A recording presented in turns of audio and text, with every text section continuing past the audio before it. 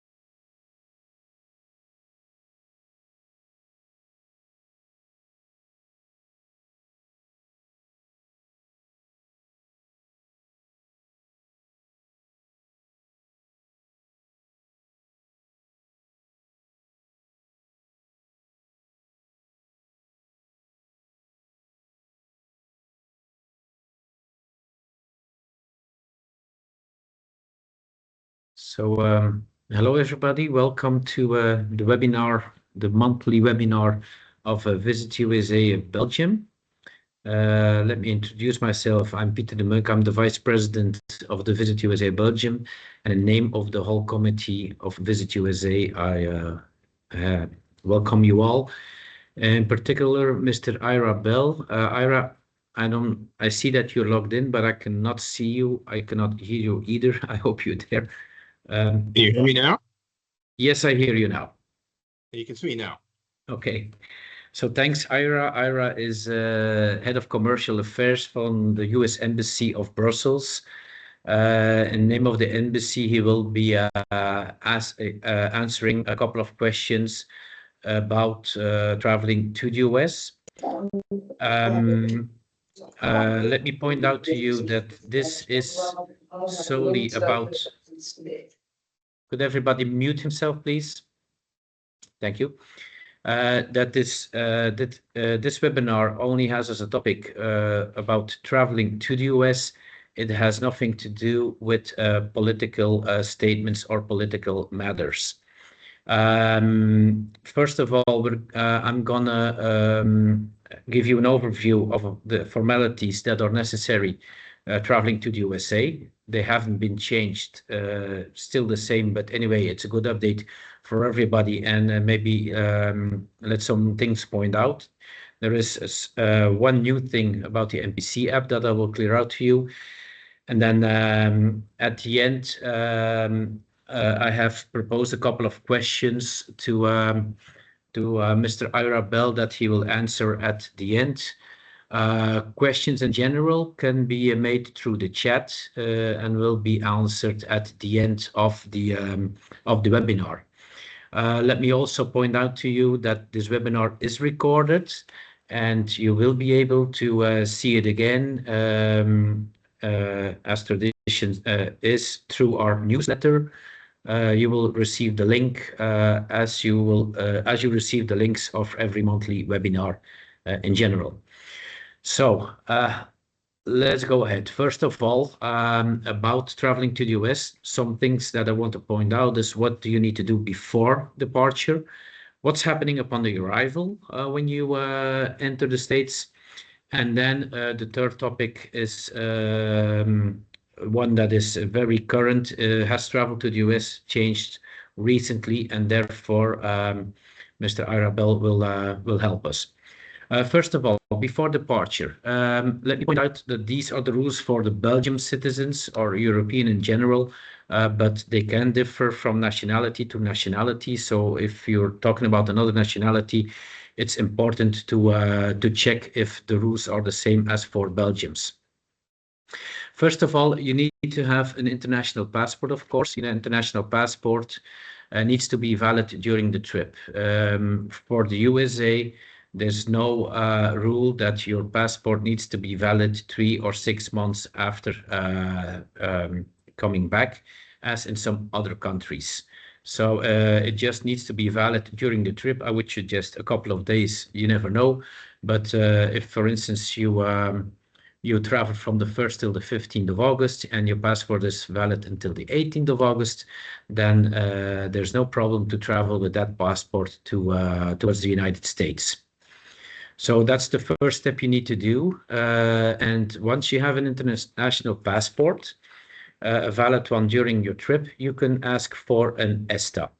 An ESTA is a system where you have a travel authorization, where the US government will ask you a couple of questions.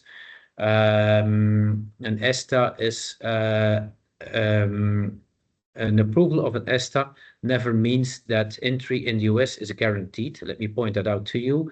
But it means that you're clear to travel to the US, and in almost all cases, of course, then you can enter the US as well. There's a whole list of countries that if you have visited them since 2011, that you cannot travel with an ESTA. That means that you need to go to the embassy to get a visa. For instance, if you've been traveling to a country like Iran, for instance, it's not forbidden to travel to the USA. It is only not possible to travel with an ESTA. So if you ask an appointment in the embassy and you go to the embassy in person, then visa is in most of the cases for tourists granted.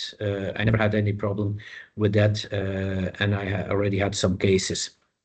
Let me point out that in the recent couple of years, countries like Russia and Cuba have been added to those lists. So if you've been traveling to Cuba 2 years ago, then you will not be able to travel with an ESTA towards the US. Then you need to make an appointment to the embassy, and there they will grant you a visa to travel to the USA. It is also important that an ESTA is demanded well in advance. At least 72 hours before arrival, you need to request a visa. It can also take until a week before you have it. So I would suggest not to wait until 72 hours before, but do it at least 2 months before departure to the USA. You never know if something isn't okay with the ESTA, then you still have time to ask for a visa at the embassy. The ESTA is needed for all passengers who arrive by boat and by plane. If you go overland through Canada, for instance, then it is not necessarily to have an ESTA, although it cannot hurt, and I would suggest to do it anyway. But it is not a rule if you travel through overland, so with a car through Canada, not by plane via Canada, when then you arrive in the United States by plane. Then, so overland to Canada by car, it's not obliged to have an ESTA, but I surely would recommend it.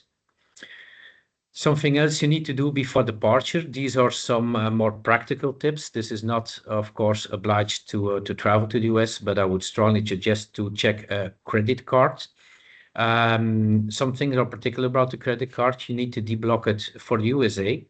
In general, your credit card is only to be used within Europe. So if you travel outside Europe, you need to contact your bank or arrange via the app that you make your credit card ready to be used in another country, in USA in this case. It is also necessarily not only for the payment, it's very easy for payment, and you can pay almost everything in the US with your credit card, more than that we are used to here.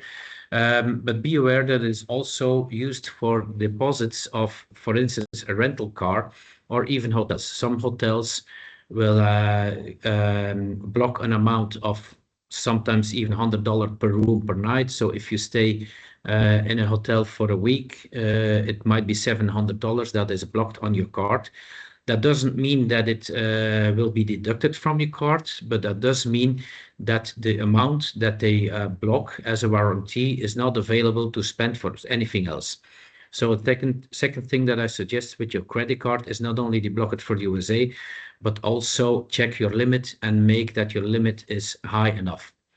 About the deposits, please note that deposits can only be given with credit cards and not debit cards. I would suggest that you will never talk anymore about a Visa or a MasterCard, as Visa and MasterCard are recently also editing debit cards. Just talk about the card where you have a monthly invoice and a monthly payment. That's a credit card. A debit card from Visa cannot be used to give a deposit. So that's really very important to make that difference between those types of cards towards your clients. And I would also suggest to, if possible, to better have two. You never know that one card is blocked, then for sure you can use the second one. So that's about the banking questions before departure. And everybody must have heard stories about how much it will cost to get treatment in the hospital in the USA. So a medical insurance is, I should say, highly recommended, but actually it is obliged. You have to have it. So please strongly advise all your clients to have a medical insurance. It is so important to have one if you need medical treatments in the USA, because those rates are much higher than we know here, and they won't let you go until they make sure that you can pay for your medical treatment over there. Something that is that we have a lot of questions about is also about the driver licenses. So for people who do a fly and drive, European driver licenses are always accepted by the rental companies. So you see the two forms on the left of your screen of the Belgian driver licenses. The old one for the older generations among us is very known. Please note that you can still use that driver license. It's a valid driver license, so it should be accepted by the American car rental.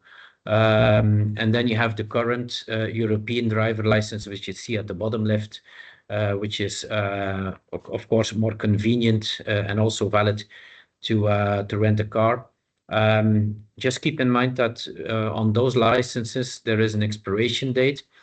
Not a current issue, but within a couple of years, some of those licenses will also expire, and then you need to check your expiration date on those licenses as well. The older one, which is on the top, so the pink paper, let's say, that one is without an expiration date, so it's valid until whenever, for the moment. And then you have also something which is an international driver's license.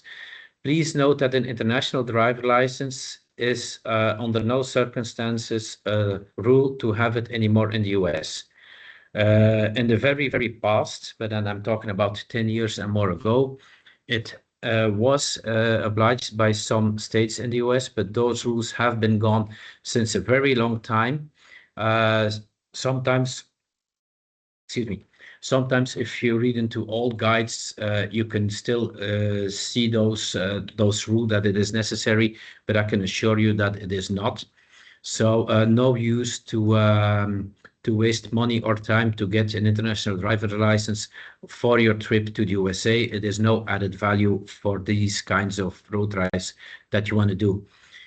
If you have one, however, I would like to point out that an international driver's license is added to your normal license and is not something that you can use without having your original on the side. So even if you have an international driver's license, you should have your European driver's license with you.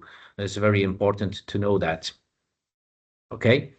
Then, upon arrival in the USA, there used to be a time that for the customs, so to declare the goods that you would bring into the country, there was a time that you needed to fill those out on a plane. That is not the case anymore. So since a couple of years, those forms are not needed anymore to fill out. And now you will have a couple of different ways to declare the customs upon arrival in the USA.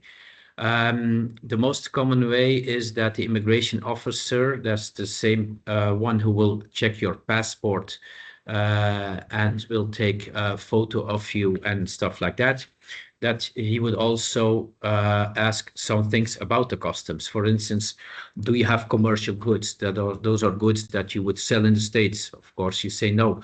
Or another rule that is a question a lot of times is to check if you have how much currency that you carry with you. You can have a maximum of 10,000 US dollars in cash with you per travel party. So not per person, per travel party. That's a really an important thing to know.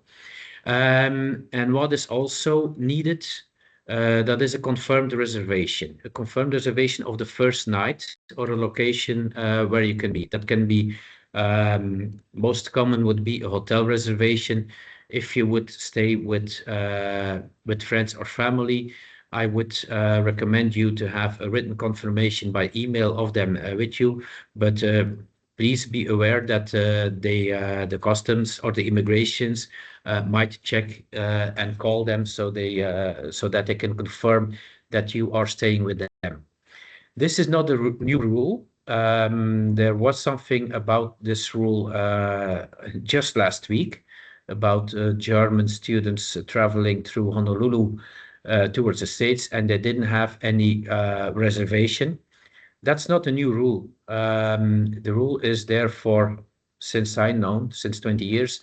And also when applying for an ESTA, you need to fill in the facts or the details of your first night in the USA. So you just need to make sure that when you fill something in on your ESTA is also true, and that if they check with you that it is there that you will be staying. So then I see a question about the driver's license. About the old driver's license, it's strange that somebody points out that it was not accepted in Florida last year, but because I've been using it myself just in Miami in December. If they say that they not, you have to insist that that the valid driver's license is a valid driver's license. So I don't know what happened there, but I can confirm you that I've been traveling with an old driver's license just in Miami in December. Okay, then something new, and this is something that I would like to point out to you. There is something new about control when you enter the USA. So, you know, if you enter a country outside the Schengen zone, that is for us, then you have a border control. And on a border control, different things are happening. Of course, the immigration officer will ask you things about where are you staying. So the first night you show the hotel reservation or the voucher is the best thing you can do. I would also recommend to maybe have an overview, just a paper with all the hotels that you have booked in advance. Most of the tour operators also give an overview of the list of the hotels with their travel documents for the clients. So it's handy to just show it, and then the officer will see that it's that you're a valid tourist entering the USA. Picture will be taken. For the picture, you need to put off your glasses. I know from experience. And then fingerprints will be taken, except for minors. And then some questions will be asked, and those questions are just to make sure that you're a valid tourist entering to the USA. Something new has been added since last year. Just excuse me for a moment. So if you're entering in the USA, this is a picture of an airport. Maybe it is too small, but on the right side, you can see that there's non-US citizen. This is where regularly Belgians needed to queue up and wait for the immigration officer until availability. If you see on the left side, then you can see that there's a global entry, and the second line there you see mobile passport control. That is a new system that is made available through a lot of airports. If we are talking about the airports that are used from Brussels directly, then we have JFK, we have Chicago, we have Atlanta, and we have Washington, D.C., where I know that the mobile passport control is available. In Newark, so if you enter the USA through Newark, then the mobile passport control isn't available at this time, but would come soon. So in most US airports, the mobile passport control could be used, and I would strongly recommend to make your clients aware of that, because it will save significant time to enter the US. I can talk from experience, since using the mobile passport control system in the airports where available, you're through immigration and customs in, let's say, 10 minutes, not even more than that. So waiting for an hour and a half is not needed if you use that system. First of all, let me point out that system is not obliged, so it's not 100% necessary to use it. The old way of queuing up for an hour is still possible and can still be done. But of course, you want to avoid the long queues. So that means that you better use the MPC app, Mobile Passport Control. The Mobile Passport Control app is something that you can install beforehand. So before departure, right now, even if you only travel during the summer, you can download it and register it by entering your passport details. You can use it per person, per passenger, although I would recommend per family that you only use it once, because that would mean that once you reach the officer, which will check everything, that if you are with a whole family of 4 registered on one app, that means that you can go all together to the officer and do the procedure all at once. So for a family, I would recommend that only one person per family would make an account. And then the arrival, so that's the only thing that you can do. You can register, and then arrival at the airport, then you open the app again, and there the app will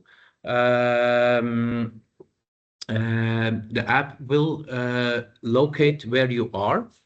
So the app will register that you are, for instance, in Chicago O'Hare in Terminal 2.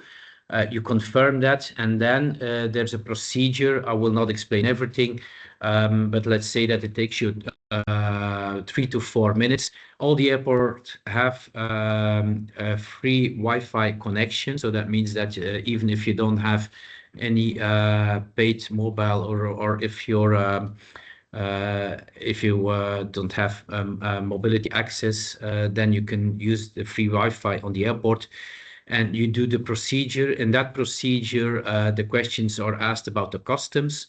So do you carry any cash, and do you have commercial goods, etc., etc.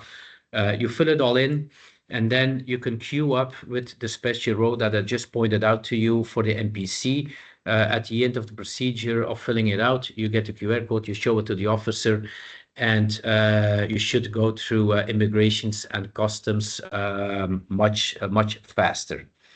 I've seen some couple of questions. I'll look into them. It's difficult presentation and leading them all at the same time. Then the luggage pickup. Please make sure that you need to pick up your luggage when entering the USA in your point of entry. The point of entry can be the point of entry is the first airport that you reach within the USA. For instance, if you fly to LA through Chicago, from Brussels going to Chicago, to LA and Chicago, you need to pick up your luggage. This is only to pass somebody from customs that will check your luggage. The rule or the law, let's say, says that you need to cross the border with your luggage with you. So that's the reason why you need to pick up your luggage. That's only for like 200-300 meters, because when you check in Brussels, your luggage tag will already mention that you are traveling to Los Angeles. So this means that you don't need to queue up to check in again with your luggage. You give your luggage at a transfer connection desk, and there they see that your luggage is already checked through to Los Angeles. So this means that you can just give it them, and they will make sure that your luggage is sent to the final destination.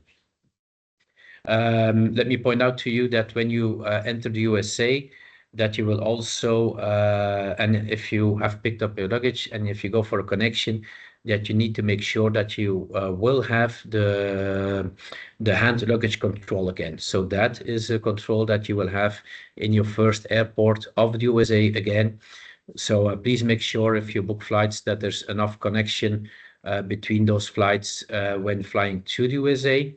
If you come back from the USA, then, and for instance, you do the opposite, Los Angeles, Chicago, Brussels, then you're leaving the country, so you don't have the control from entering the country anymore. You just need to make sure that you yourself are on the next plane and your luggage will follow automatically. Some new things in the USA. I won't point out everything. I would suggest to you that you maybe listen to our next webinar. Webinars are always on the last Tuesday of the month at 4 p.m. And there we sometimes point out those things along with some useful information about the destinations. But maybe two things. Some questions have been raised about attending national parks. If you want details about going to national parks, I could strongly recommend the website or the app from the National Park Service. It's a very good app. It also gives you the information about, for instance, hikes and stuff like that. And I would recommend you to use it when traveling through the USA. And also something new that I've get a lot of questions about from some clients is in some airports, Washington Dulles, for instance, if you fly from Washington to Brussels, that on US airport face recognition is used. So you can just go from the tunnel through the jetty by standing before a camera. The camera will recognize you, will say, well, hello, you're on seat number 16A, and just go through. You don't need to show your boarding pass even anymore. So some new things happening in the US that we're not used to. Okay, and then I hope I'll just read the questions first. Well,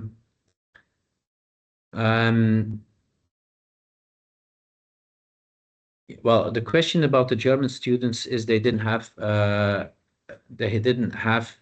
this Jacqueline, yeah, Jacqueline, they didn't have a reservation for the first night. And even when you fill in the ESTA, it is clearly stated that you need a reservation for the first night.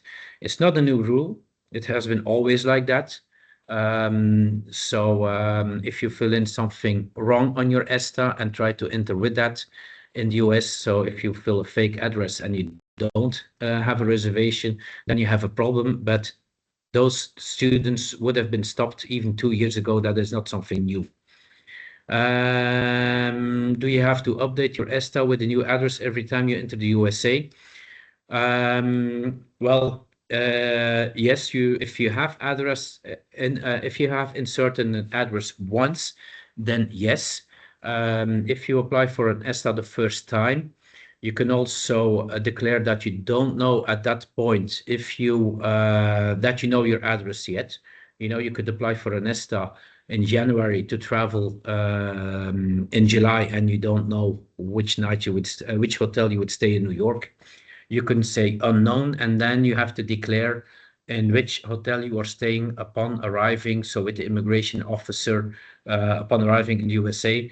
That's a system that I use, and I'm a frequent traveler to the USA. I never had any problem with that. On my ESTA, it is stated unknown, and then when I go to the immigration officer, I show him my voucher of my first night, and then it's okay. But you need to have a legit reservation for the first night staying in the USA, only for the first night. Okay, and then Ira, are you still there? With a rookie mistake of forgetting to turn on my microphone, I'm still here.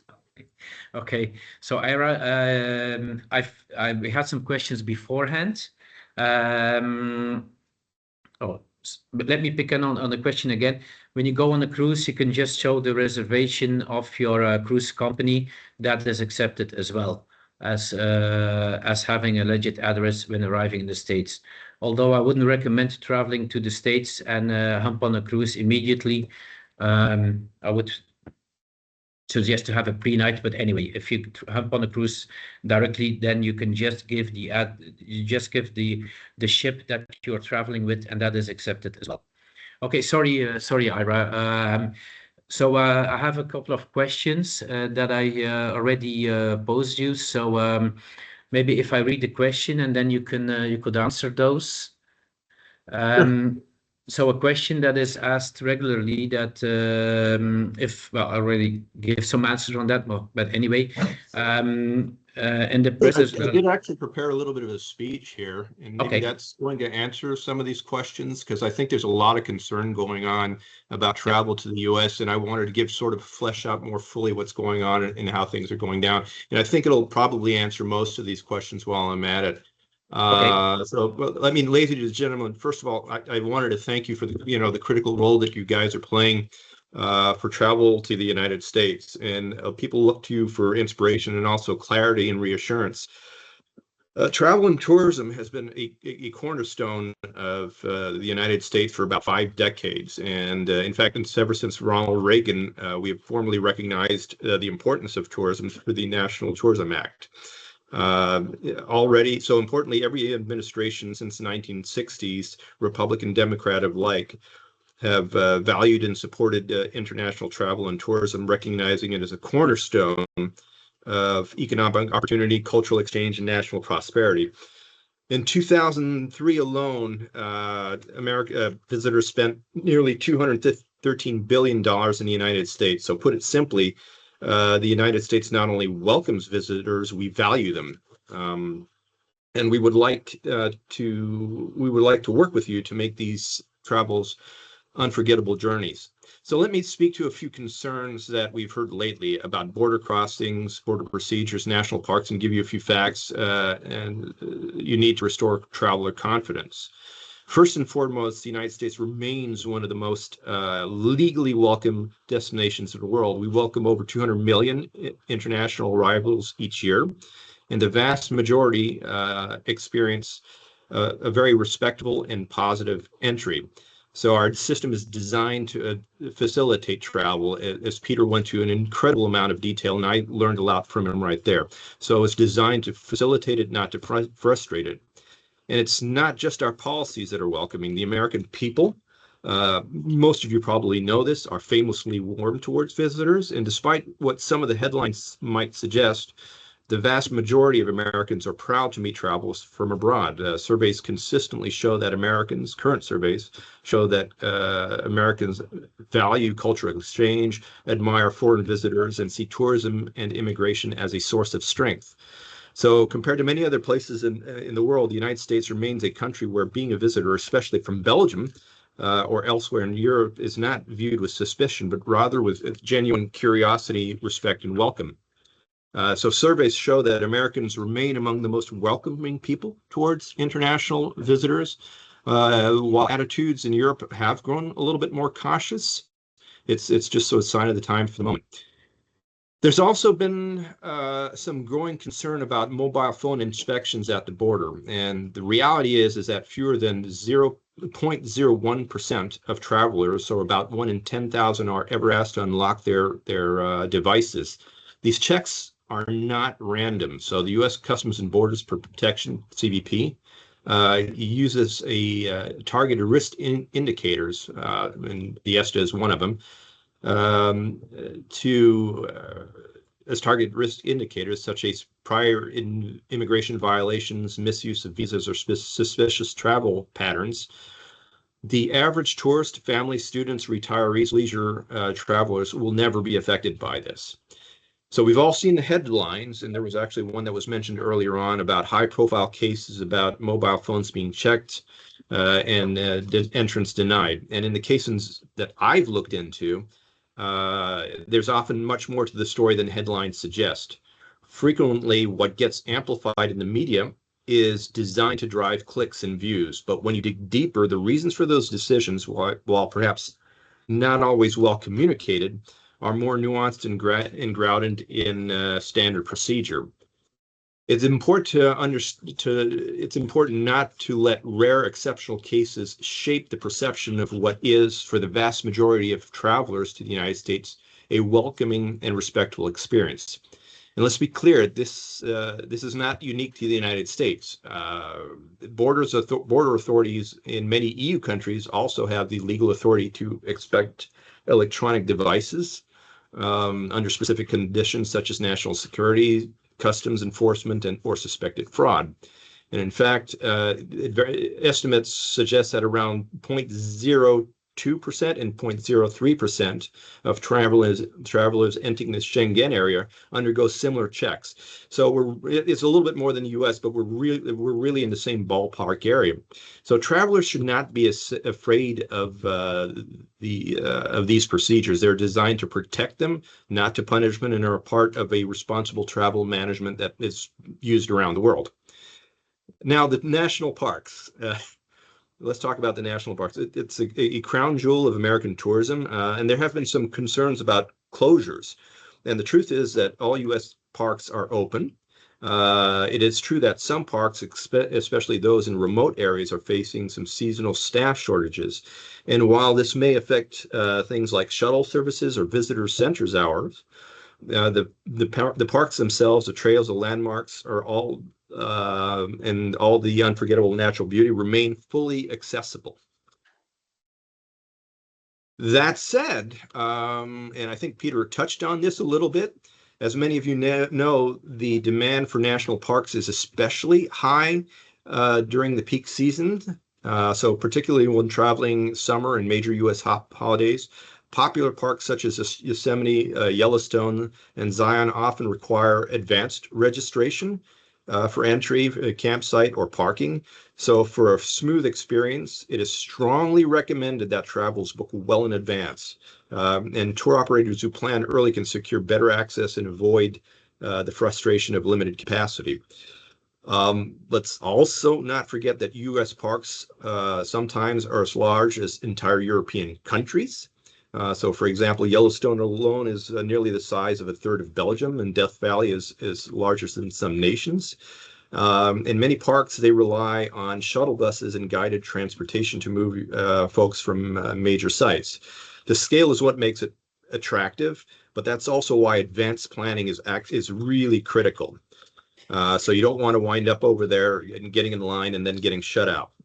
The United States offers extraordinary diversity for travelers, from the quiet Yosemite to the jazz of New Orleans and Las Vegas to the beaches of California and Florida.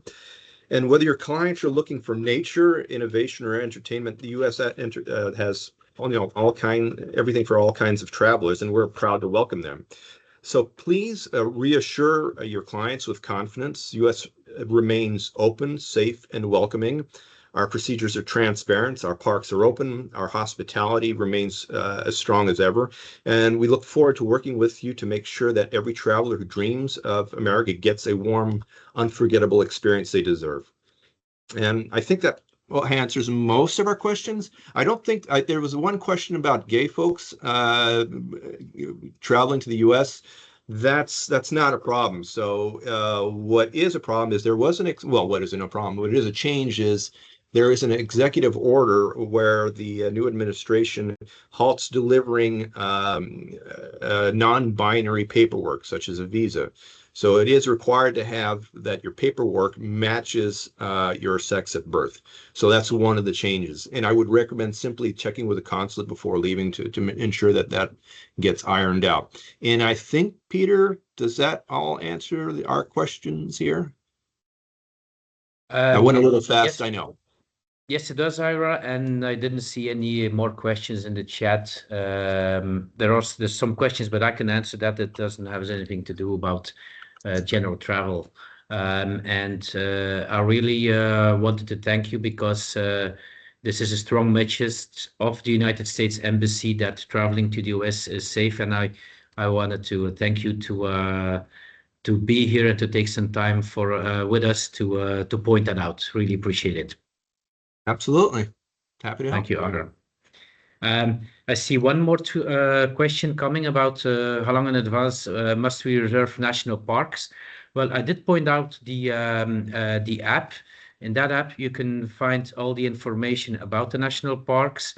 Most of the national parks, and certainly most of the national parks that most of us visit in the classic West USA tour, almost all of those parks are just free to enter, like Zion, Bryce, Grand Canyon, etc. Some of them need a time slot. For instance, Yosemite or Arches are two of the parks that are regularly on tours. Those two require a time slot just to enter, and certainly for Yosemite, that's really important. That's the one that is used a lot, but it's not common that you need a reservation in each park. On the contrary, it's only a couple of exceptions where you need to do it. And I'm pretty sure that almost all tour operators can give you that information, or as we send it out once it can be the reservations can be made for the clients. So I hope that answers your question. And I've been answering all questions that I've seen passing by as well. I wanted to mention just a remark of Sir Reizen Naar, who's confirming that he was in Chicago last week with 9 colleagues, and that they just went through customs 20 minutes from the plane to the luggage belt. So that confirms from somebody who had the experience that what Ira and Ara are pointing out, that everything is actually business as usual in the States, that everything goes smoothly. Okay, this has been our webinar with our biggest attendance ever. So I want to thank you for taking the time with us. I would also like to point out that you can subscribe to our newsletter. I will send everybody who was here in the audience the information to get our newsletter. It is really useful, with useful tips about traveling to USA, and as I already pointed out, with the link from this webinar, so that you or maybe your colleagues could look and listen into this again. And if you have any questions, please don't hesitate to reach out to us. We are there as the Visit USA committee to help you and to make sure that your clients have stress-free traveling to the US. So thank you, and then I'll see you maybe on the next webinar on the 27th of May at 4 p.m. Thank you. See you. See ya. Take care. Thank you, Ira.